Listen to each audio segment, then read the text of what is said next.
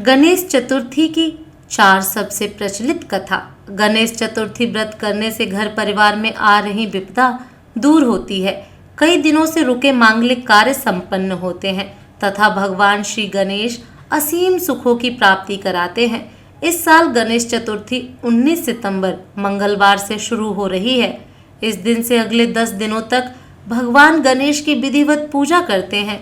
हिंदू शास्त्रों में ऐसी मान्यता है कि गणेश चतुर्थी के दौरान घरों में बप्पा की विधिवत पूजा अर्चना कर ये प्रचलित कथा पढ़ने और सुनने से घर में सुख शांति बनी रहती है और बप्पा सभी की हर मनोकामना अवश्य पूर्ण करते हैं। श्री गणेश चतुर्थी व्रत की पौराणिक कथा के अनुसार एक बार भगवान शिव तथा माता पार्वती नर्मदा नदी के किनारे बैठे थे।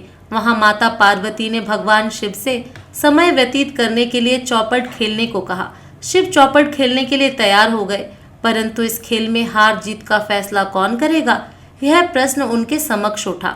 तो भगवान शिव ने कुछ तिनके एकत्रित कर उसका एक पुतला बनाकर उसकी प्राण प्रतिष्ठा कर दी और पुतले से कहा, बेटा हम चौपट खेलना चाहते हैं, परंतु हमारी हार जीत का फैसला करने वाला कोई नहीं है, इसीलिए तुम बताना कि हम दोनों में से कौन हारा और कौन जीता।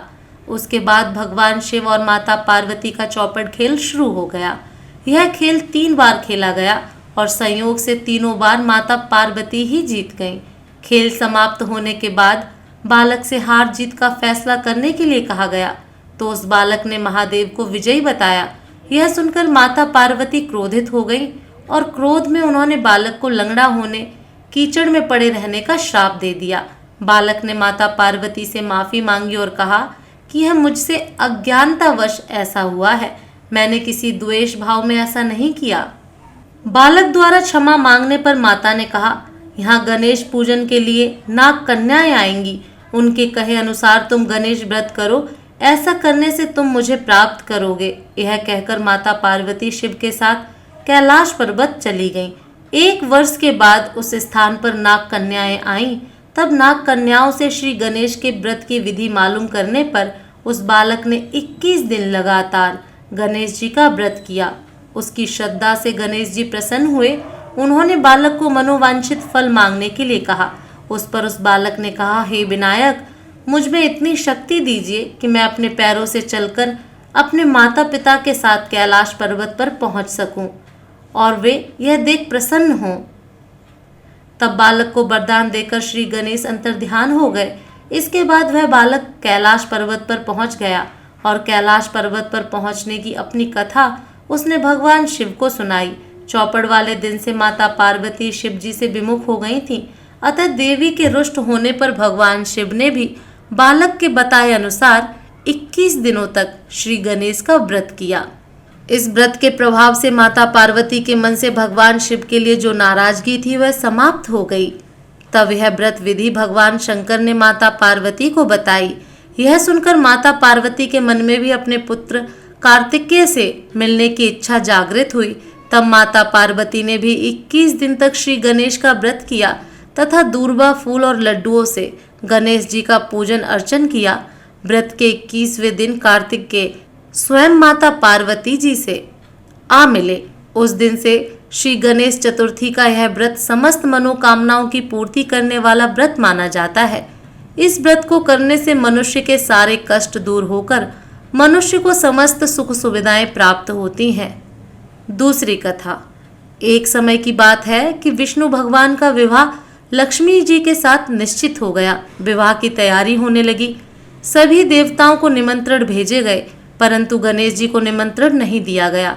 कारण जो भी रहा हो, अब भगवान विष्णु जी की बारात जाने का समय आ गया। सभी देवता अपनी पत्नियों के साथ विवाह समारोह में आए। उन सब ने देखा कि गणेश जी कहीं दिखाई नहीं दे रहे हैं। तब वे आपस में चर्चा करने लगे कि क्या गणेश जी को नहीं न्योता है या स्वयं गणेश जी ही नहीं आए। सभी को इस बात पर आश्चर्य होने लगा। तभी सबने विचार किया कि विष्णु भगवान से ही इसका कारण पूछा जाए।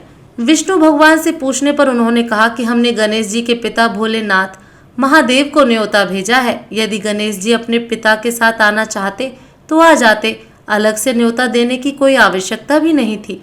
दूसरी बात यह है कि उनको 1.25 मन मूंग, 1.25 मन चावल, 1.25 मन घी और 1.25 मन लड्डू का भोजन दिन भर में चाहिए। यदि गणेश जी नहीं आएंगे तो कोई बात नहीं, दूसरे के घर जाकर इतना सारा खाना पीना अच्छा भी नहीं लगता।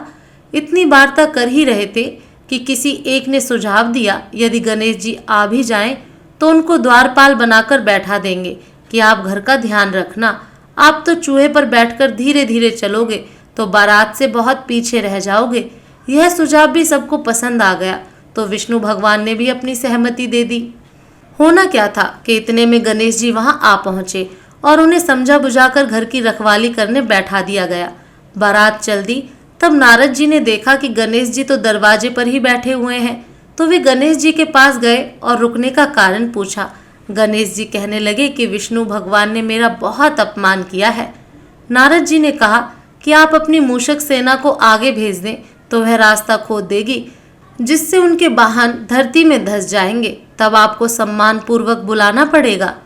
अब तो गणेश जी ने अपनी मूषक सेना जल्दी से आगे भेज दी और सेना ने जमीन खोदना शुरू कर दी। जब बारात वहां से निकली तो रथों के पहिए धरती में धंस गए। लाख कोशिश करें परंतु पहिए नहीं निकले।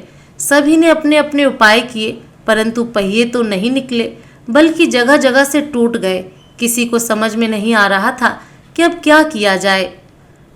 तब नारद जी ने कहा, आप लोगों ने गणेश जी का अपमान करके अच्छा नहीं किया।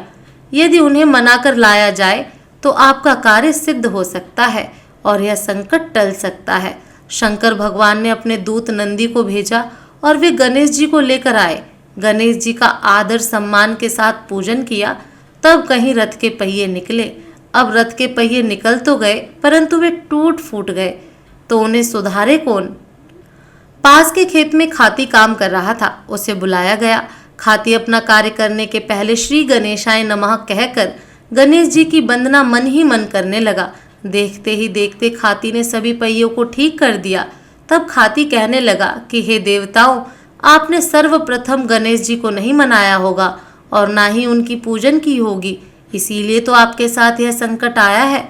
हम तो मूर्ख अज्ञानी हैं, फिर भी पहले गणेश जी को पूजते हैं, उनका ध्यान करते हैं। आप लोग तो देवतागण हैं, फिर भी आप गणेश जी को कैसे भूल गए?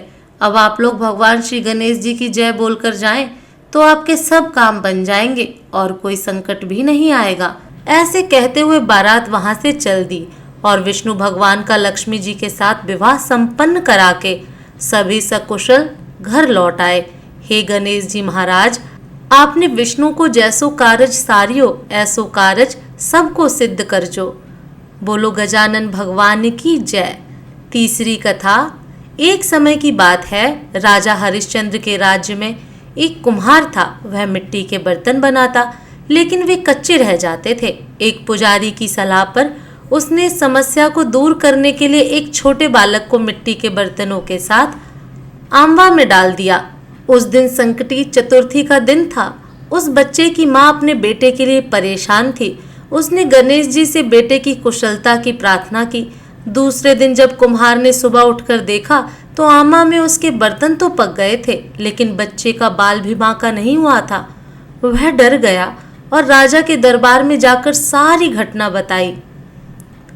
इसके बाद राजा ने उस बच्चे और उसकी माँ को बुलवाया तो माँ ने सभी तरह के विघ्न को दूर करने वाली संकटी चतुर्थी का वर्णन किया। इस घटना के बाद से महिलाएं संतान और परिवार के सौभाग्य के लिए संकट चौथ का व्रत करने लगी। चौथी एवं अंतिम कथा। पौराणिक एवं प्रचलित श्री गणेश कथा के अनुसार एक बार देवता कई विपदाओं में घिरे थे। तब वह मदद मांगने भगवान शिव के पास आए। उस समय शिव के साथ कार्तिकेय तथा गणेश जी भी बैठे थे। देवताओं की बात सुनकर शिव जी ने कार्तिकेय व गणेश जी से पूछा कि तुम में से कौन देवताओं के कष्टों का निवारण कर सकता है। तब कार्तिकेय व गणेश जी दोनों ने ही स्वयं को इस कार्य के लिए सक्षम बताया। इस पर भगवान शिव ने दोनों की परीक्षा लेते हुए कहा कि तुम दोनों में से जो सबसे पहले पृथ्वी की परिक्रमा करके आएगा वही देवताओं की मदद करने जाएगा। भगवान शिव के मुख से यह वचन सुनते ही कार्तिकेय जी अपने वाहन मोर पर बैठकर पृथ्वी की परिक्रमा के लिए निकल गए। परंतु गणेश जी सोच में पड़ गए कि वह चूहे के ऊपर चढ़कर सारी पृथ्वी की परिक्रमा करेंगे तो इस कार्य में उन्हें बहुत समय लग जाएगा। तभी उन्हें एक उपाय सूझा। गणेश जी अपने स्थान से उठे और अपने माता पिता की 7 बार परिक्रमा करके वापस बैठ गए। परिक्रमा करके लौटने पर कार्तिकेय जी स्वयं को विजेता बताने लगे। तब शिव जी ने श्री गणेश जी से पृथ्वी की परिक्रमा ना करने का कारण पूछा। तब गणेश जी ने कहा, माता पिता के चरणों में ही समस्त लोक है। यह सुनकर भगवान शिव ने गणेश जी को देवताओं के संकट दूर करने की आज्ञा दी।